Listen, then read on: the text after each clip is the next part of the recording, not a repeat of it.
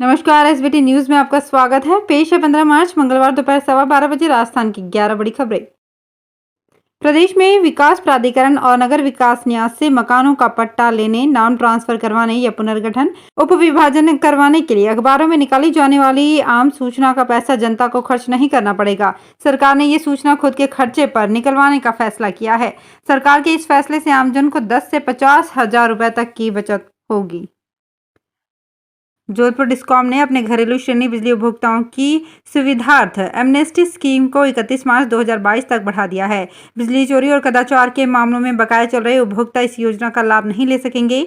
योजना के तहत घरेलू श्रेणी के वे उपभोक्ता जिनके बिजली कनेक्शन कटे हुए हैं या नियमित रूप से हैं, लेकिन उन पर विद्युत बिल राशि बकाया चल रही है, साथ ही जिनका किसी न्यायालय या अन्य किसी आयोग में कोई वाद विचाराधीन नहीं है, वे इस योजना का लाभ उठा सकते हैं। इस योजना का लाभ उन उपभोक्ताओं को भी नहीं मिल सकेगा जो पिछले 3 वर्षों में ऐसी योजनाओं से पहले ही लाभ उठा चुके हैं।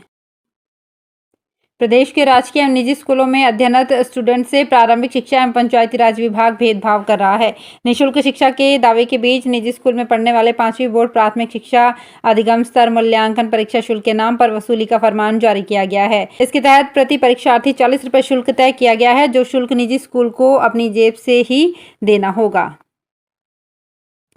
जोधपुर क्षेत्र में 100 साल बाद हमारे किसान फिर उसी पलायन के दर्द को झेल रहे हैं। एक जमाना था जब पश्चिमी राजस्थान के इस सबसे उपजाऊ जिले में फसलें लहलहाती थी। मथानिया मिर्च की सप्लाई तो पूरे विश्व में होती थी। वर्ष 1960 से 2000 तक कृषि के मायने से स्वर्णिम काल था, लेकिन इसके बाद किसानों की समृद्धि को नजर लग गई। भूजल का स्तर लगातार गिरने लगा तो 20 साल में 15,020 परिवार पलायन कर गए।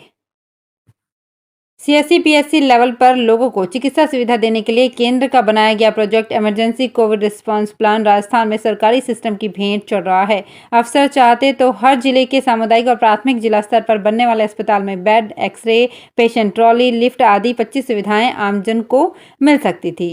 केंद्र ने राज्य को 883 करोड़ का बजट भी दिया था, पर कहीं काम शुरू नहीं हुआ। वजह केंद्र प्रीफेब स्ट्रक्चर की मंजूरी दे रहा था, जबकि राज्य सरकार पक्के निर्माण पर अड़ी थी। होली पर सिंधी समाज की खास मिठाई घियर बनाने का काम इन दिनों अजमेर में जोरों पर चला है। जलेबी की तरह दिखने वाली इस घियर मिठाई का आकार बड़ा होता है और स्वाद बिल्कुल अलग। खट्टे मीठे इस घियर को बनाने का काम सबसे पहले सिंध में शुरू हुआ।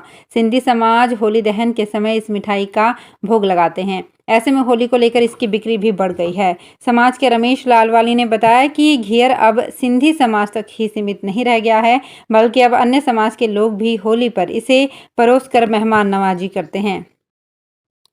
देश के प्रसिद्ध खाटू श्याम जी के मेले में लाखों की संख्या में निशान यानी ध्वज आते हैं, लेकिन जिस निशान का इंतजार खाटू नगरी को सबसे ज्यादा रहता है वो है झुंझुनू के सूरजगढ़ से जाने वाला निशान। ये श्याम बाबा के दर पर पहुंचने वाला सबसे बड़ा निशान भी कहलाता है।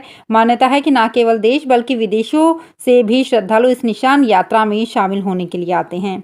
बाबा श्याम का विश्व प्रसिद्ध ये निशान सप्तमी के दिन सूरजगढ़ से रवाना होता है और द्वादशी के दिन इसे खाटू श्याम के मंदिर में शिखर पर धूमधाम से चढ़ाया जाता है।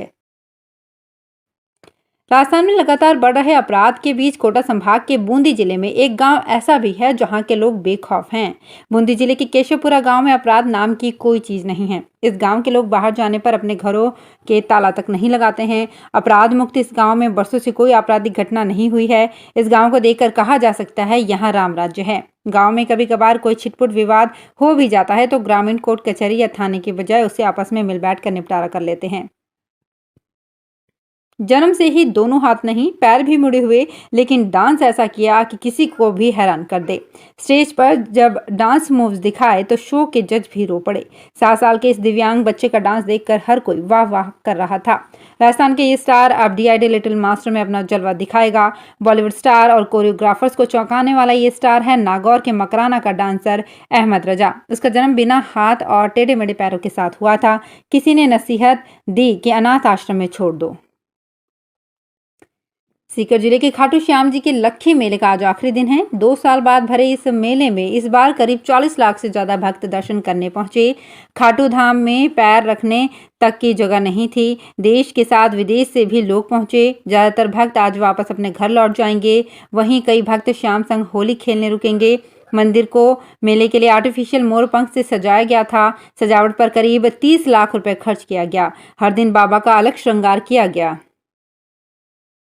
उदयपुर जिले में 3,261 भार वाहक वाहनों के ई रवाना चालान की 4 करोड़ से ज्यादा की राशि बकाया चल रही है। परिवहन विभाग की ओर से इस राशि को वसूलने के लिए 31 मार्च तक छूट का प्रावधान रखा गया है।